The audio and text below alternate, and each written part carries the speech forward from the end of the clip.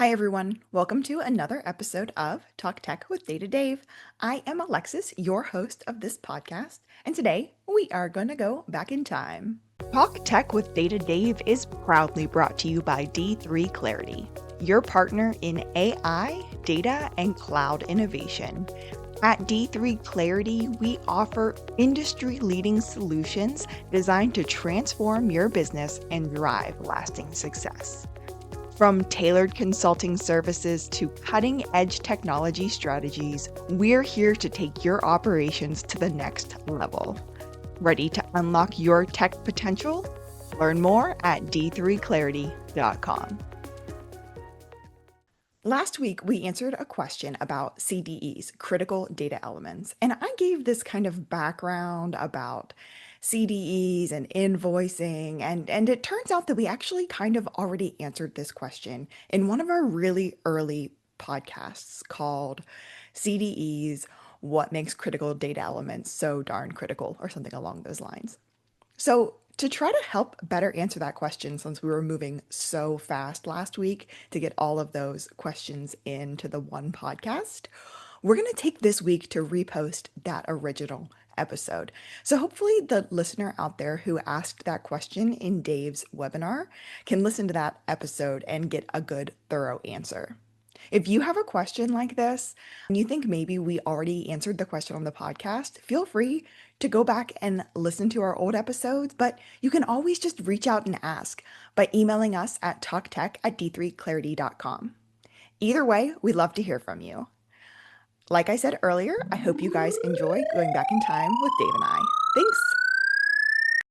Hi, everyone. Welcome to Talk Tech with Data Dave. I'm Alexis, and I'm here to talk with my good friend Data Dave about all things tech, all things data. Good morning, Alexis. This is Data Dave, or Dave Wilkinson, CTO of D3 Clarity, and I'm pleased to be here to see whether I can answer some of your questions. This question's a good one, so I'm excited. Excellent. So our question today, Dave, is critical data elements. What makes them so critical, and how do I know if it's not critical? Okay, so that's a very good question, Alexis, when we talk about certainly commercial data and data governance, right? So when we talk about data governance and data that describes an organization, that describes what is happening in a business. The term critical data elements really comes back to what we talked about a little bit last time around drawing an enterprise data model and understanding the data that describes that enterprise. So a data element clearly is an element of data. What makes it critical? That's a good question. The way it seems like data elements can be kind of everything, but the data elements can be everything. They can be an awful lot of things, as we talked about before. Data is just evidence that something occurred, and a data element is a particular little piece of that evidence. So a critical data element, the way I define critical data elements is as a data element that is required in order to transact with an entity. Now, there's a lot baked into that. Let's unpack that a little bit, right? Please. So an entity, as we discussed before, is a thing, a person, an organization, a product, a thing, a critical thing that can be identified. So a critical data element for that thing could be one of the identifying pieces of information, right? The key, the UPC number, your social security number, that's a critical data element for identifying you as Alexis, right? Your name, your address, they're critical data or could be critical data elements to identify Alexis, right? So a critical data element, when you go a little bit further, becomes the thing that allows you to transact with that. So if you become a customer or you have an interaction with you, then what did you buy and who are you become the critical data elements. If you think about a retail situation where you go into the store and you purchase a loaf of bread, right? As a from a business perspective, the store that sold you that loaf of bread, what are the critical data elements, the ones that really identify that that occurred and really tell you something about it? Well, realistically, the only things that really matter in a true retail situation is that one loaf of bread was purchased for a price. You don't actually have to know anything about the person who did the purchasing.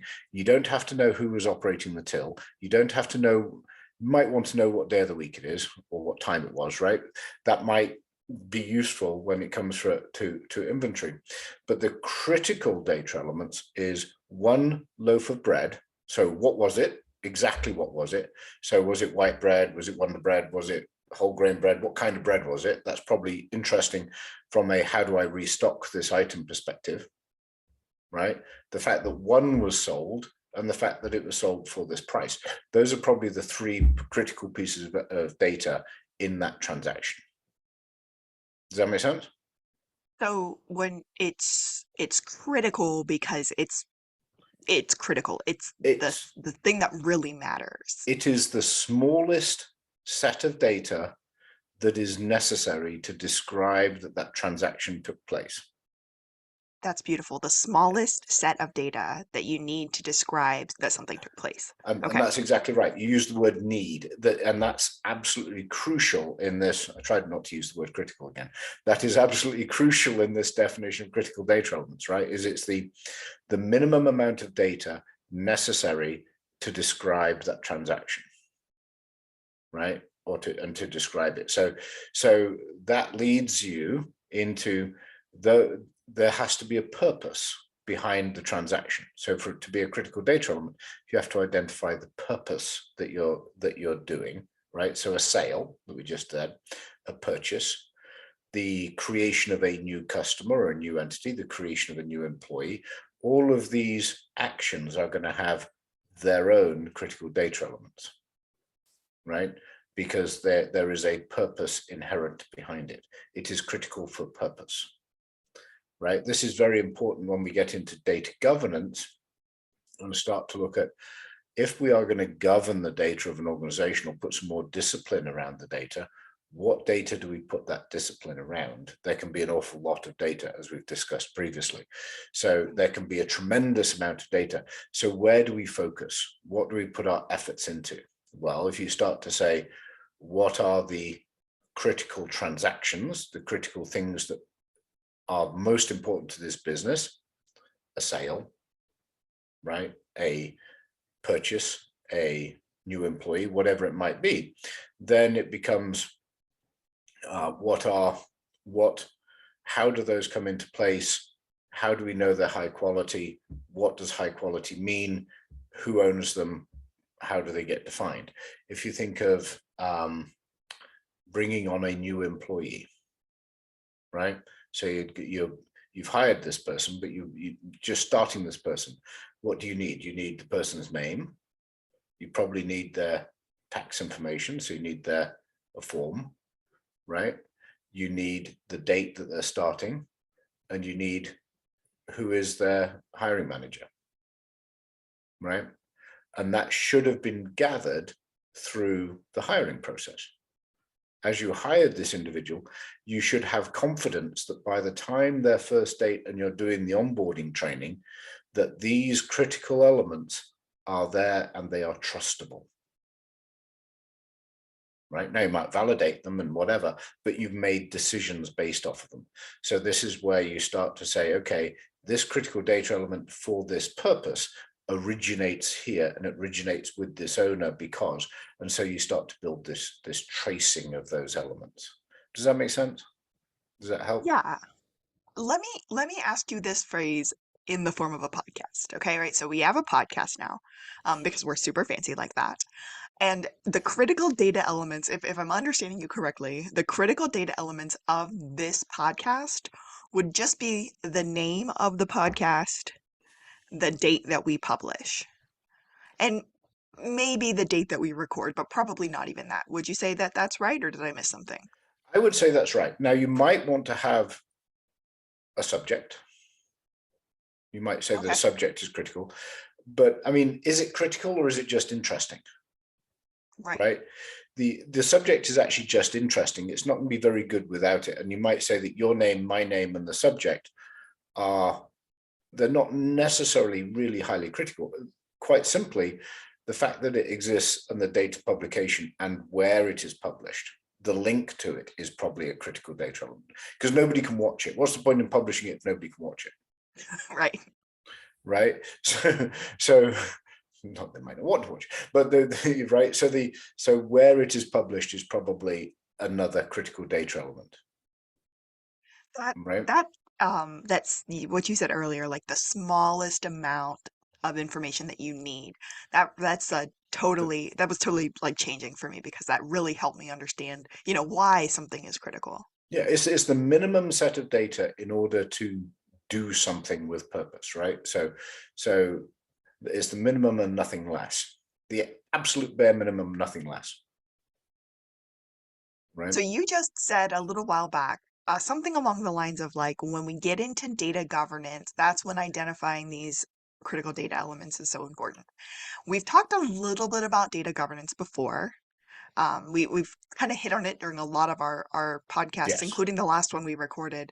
But at what point in that kind of data governance journey, if you will, do you try to identify those critical data elements? So Sooner or um, later? I'm going to be fairly some bad answers for you all the time, and early, as early as possible, right? Early and But often, yes. but yeah, exactly. But let me clarify that a little bit and be a little bit more meaningful in my answer. The the purpose of your critical data elements is very, very important, right? And for identifying this. So as we talked about last time, when we talked about the enterprise data model and that building that map, what we often look at is the priority of the business as well. So as you can see, as you can imagine, that when you're looking at an entire business, there's a lot going on, there's a lot of data, there's a lot of information flowing around an organization, right? When you start on a data governance journey, you try and start with some amount of priority, right? Where is my data in the worst shape is one question, but equally as important or more important is what are the most critical transactions that my business performs, and how do I increase the confidence in those critical transactions? So that if you start there, then what you want to do is not boil the ocean on these data elements, right? You don't want to look at all of them. Let's look at the critical data elements for the most critical transaction. If you say, we think we can make our sales more efficient as a construct, then we say, okay, what are the critical data elements for sales in order to complete this? Does the salesperson have the right data to effectively perform that sale? Does the accountant have the right information to send the invoice, right? So invoicing becomes that transaction, right? So does the accounts receivable, have the correct minimum set of data with high confidence that allows them to send those invoices at the end of the month or whatever, whenever they do it, right? And who owns that particular piece of data, right? For example, right, I own my timesheet, right? You can't I send, own invoicing on it, you own which is why invoicing on I my, right, exactly. So that is actually a critical data element for you to be able to send that invoice, but you don't own that. So it is actually a pain in your neck when I don't enter my timesheet, because that is data that is owned by me that you require. It is a critical data element to send that right. invoice, right? That my time that I put in that month is a critical data element for that piece. And you need it in order to do your job. If I don't supply it in a trustworthy, timely, efficient manner, then you're the one that feels the pain. right? Ain't that the truth? So that is a critical data element for that purpose, right? Now, which project I'm on and other things, those are also critical data elements surrounding that. But that invoice, that is a crucial part of that structure. So you start to see, how this builds up and where you look to start to say, okay, how do I identify them? When do I identify them? And what do I do with them, right? So it's what are the critical transactions, right? What do I put? Let's put those in priority order for how to fix them, understanding there can only be one priority one, right? So the top of the heap. And then what are the critical data elements, who owns them, and how can you have higher confidence in them? And you have to think about it from that purpose, from that perspective. What is the purpose? What do they describe? Why do they describe them? Who owns them? How do we make them more confident? Does that make sense? Yeah, so let me sum it back to you and tell me if I heard this right. If a client would come to you and say the question that I just asked, how do I identify my critical data elements? Before we did anything, we would say, well, as always, what answer are you trying, or what question are you trying to answer? And Yep, then more than that, what is the most critical part of everything that's going on? that's right. So it would be, okay, what transaction? Yes, we can identify critical data elements. What part of your business do you decide is most critical? Right. So we'd follow up with that question. And we'll usually end up with a priority stack of, we want to improve the customer onboarding process, or the sales processing, or the invoicing process, or the account reporting, the business analytics process, or something like that. So put those in priority order as to what purpose are we solving. Then we start to look at, okay, what is now the minimum set of data that you need in order to perform this action? For you, what is the minimum set of data that you require, and nothing more? What is the absolute minimum that you require in order to send that invoice at the end of the month? Right? And now, how much confidence and how much checking do you do on each one of those data elements? Because you probably, I'm just picking on that as an example, right? You probably think about, okay, which client am I sending it to? Do I Mhm. have the address of the client? Have I sent it to this client before? Is it a new client? I put different scrutiny if it's a new client versus when you've sent to before. Who is the resource that you're including the hours for in our business, right? Or the product that has been sold. Do you know which product has been sold? Do you know how many of them, right? And do you know who the client is? And that is probably the critical data element, right? Yeah, I was just thinking that. I was like, okay, if I went through my list for invoicing of what I would need, like probably the only other thing I would add to that is like the rate at which we bill our Right. clients. Yeah. So that's the price, Like, right? So it's the price, but that is derived from the number of hours in our business. It's derived from the number of hours that are worked and who the resource is within context of the project. So that's a derived set. So how do you have confidence in those, and how do you track them, is the question. Who owns them? Where do they come from? Right. So a new client was created. How do you know that the billing address of that client? That's a critical data element. As you trace that backwards and start to add governance behind that, we make sure that there has actually been a postal validation, or a validation on, if we do electronic invoicing, a validation on that email address. Have you mhm. sent an email to that accounts payable organization previously to make sure that it can at least get through? Right? How much confidence do you have in that? What's that governance? Who created that? When that customer was signed, who created that? Do you trust it from Mary or Joe more, right? Etc. And it's what processes and what procedures do we put in place to have high confidence in those critical data elements?